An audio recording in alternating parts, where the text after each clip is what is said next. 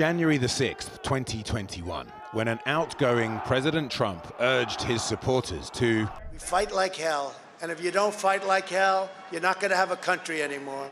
This amounted to insurrection, according to the Secretary of State for Maine.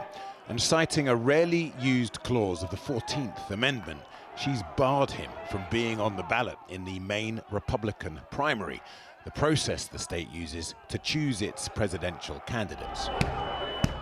I'm mindful that no Secretary of State has ever deprived a candidate of ballot access under Section 3 of the 14th Amendment, but no presidential candidate has ever engaged in an insurrection. The East Coast state of Maine had received a number of challenges from voters asking them to bar Trump from the primary ballot.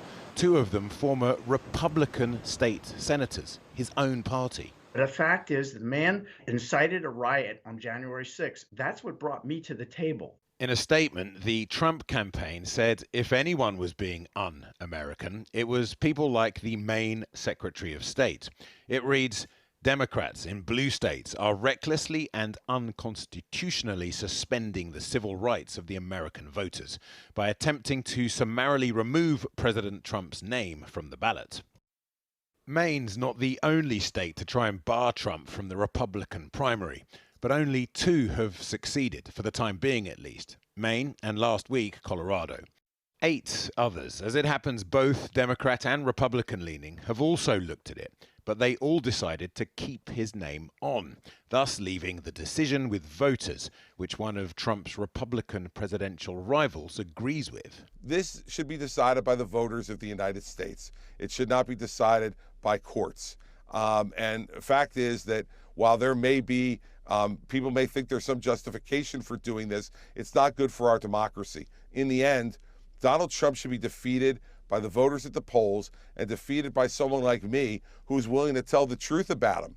This may, however, be wishful thinking, because Trump is a shoo-in for the Republican nomination, if he is on that primary ballot, which brings the federal Supreme Court into play, for it is almost certainly they who'll now have to decide, have Colorado and Maine acted within the Constitution, with big implications for other states who may follow suit.